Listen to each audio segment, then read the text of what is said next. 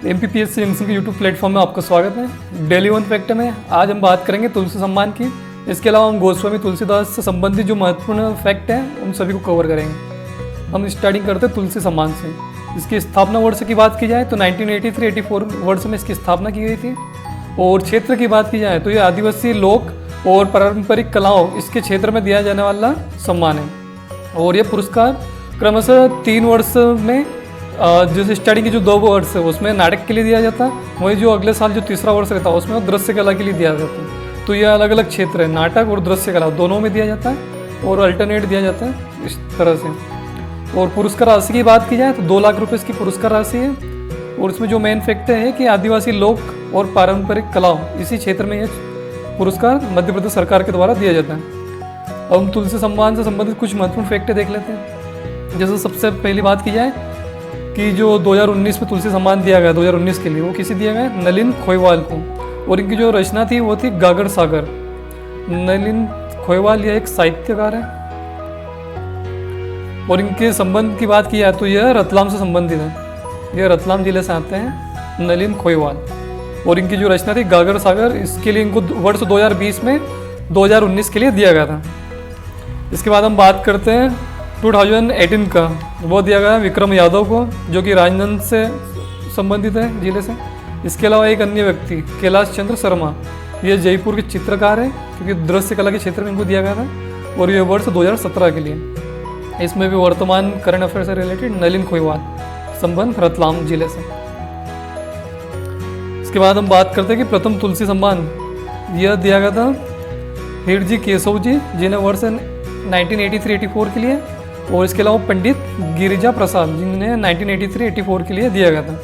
हम यहाँ पे फाइनेंशियल वर्ष देखते हैं क्योंकि मध्य प्रदेश सरकार जिस फाइनेंशियल वर्ष में जो बजट में प्रावधान करती है तो उसी को ये जोड़ के देखा जाता है। इसके लिए इसमें यहाँ पे हम 2 वर्ष देखते हैं। इसके बाद हम बात करते हैं गोस्वामी तुलसीदास, इनसे संबंधित जो महत्वपूर्ण तथ्य।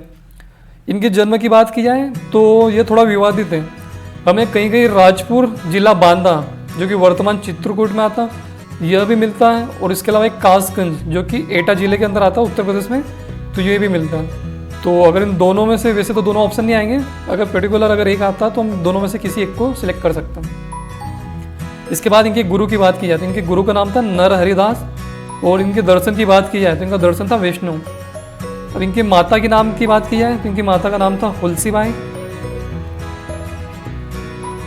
वह इनके पिता की बात की जाए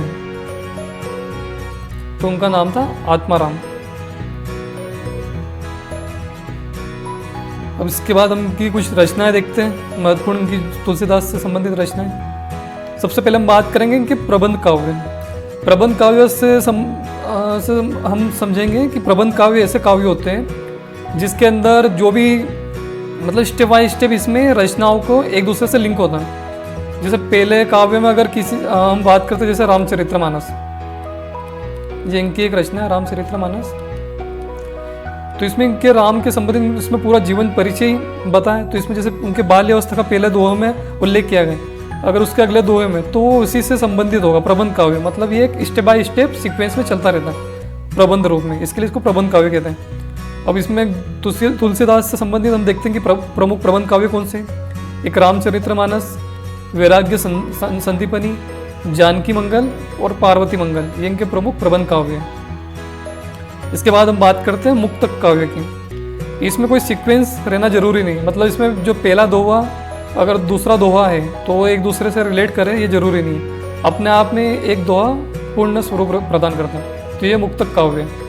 अब इससे संबंधित हम कुछ उदाहरण देखते हैं जो गोस्वामी तुलसीदास के इनकी रचना है। एक रामाज्ञा प्रश्नावली, दोहावली, बरवे रामायण और रामलला नछहू, ये इनके प्रमुख मुक्तक काव्य हैं। इसके बाद हम बात करते हैं गीत काव्य की। इसमें इन्होंने अपनी रचनाओं में गीतों का प्रयोग किया गया है, तो ये गीत काव्य है। प्रमुख गीत काव्य की बात करते हैं तो एक गीतावली, कवितावली, विनय पत्रिका। ये जो विनय पत्रिका है गोस्वामी तुलसीदास जी की अंतिम रचना है। इसके बाद हम बात करते हैं इनसे संबंधित जैसे कि तुलसीदास जी की भाषा। तो इन्होंने जो अपनी रचना में भाषा का प्रयोग किया है वो सबसे सर्वाधिक अवधी भाषा का प्रयोग किया है। उसके अलावा इन्होंने कहीं कहीं ब्रज भाषा का भी प्रयोग किया है।